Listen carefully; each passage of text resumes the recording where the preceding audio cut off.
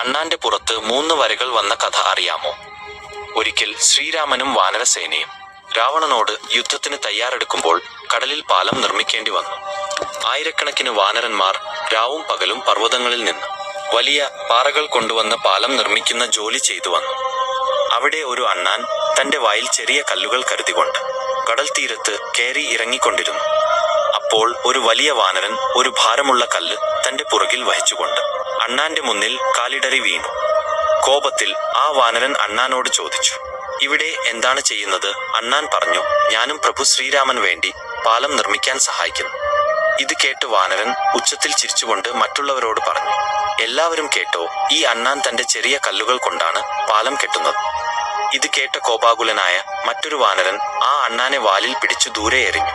ഇതുകണ്ട് ശ്രീരാമൻ അണ്ണാനെ വീഴുന്നതിന് മുമ്പ് പിടിച്ച് സുരക്ഷിതമായി താഴെ വെച്ചു. കൂടാതെ വാനരന്മാരോട് പറഞ്ഞു, സുഹൃത്തുക്കളെ, നിങ്ങൾ വലിയ പാറകൾ കൊണ്ടുവരും, എന്നാൽ അവയ്ക്കിടയിലെ വിടവുകൾ തീർക്കുന്നത് ഈ ചെറിയ ജീവികളുടെ കല്ലുകളാണ്. അതുകൊണ്ടാണ് പാലത്തിന് ബലം കിട്ടുന്നത്. നിങ്ങളെ സഹായിക്കുന്നവരോട് ഇങ്ങനെ പെരുമാറരുത്. ഇതുകേട്ട് വാനരന്മാർ ലജ്ജയോടെ തലകുനിച്ചു.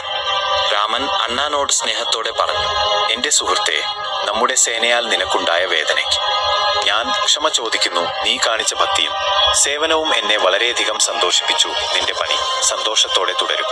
നീ ചെയ്ത ഈ വലിയ കാര്യം ഇനി വരുന്ന യുഗങ്ങളിലും എല്ലാവരും നിന്റെ ഈ പരിശ്രമം ഓർക്കുന്നതാണ്. അങ്ങനെ പറഞ്ഞുകൊണ്ട് ഭഗവാൻ അണ്ണാന്റെ പുറത്ത് തന്റെ 3 വിരലുകൾ കൊണ്ട് സ്നേഹത്തോടെ തൊഴുകി.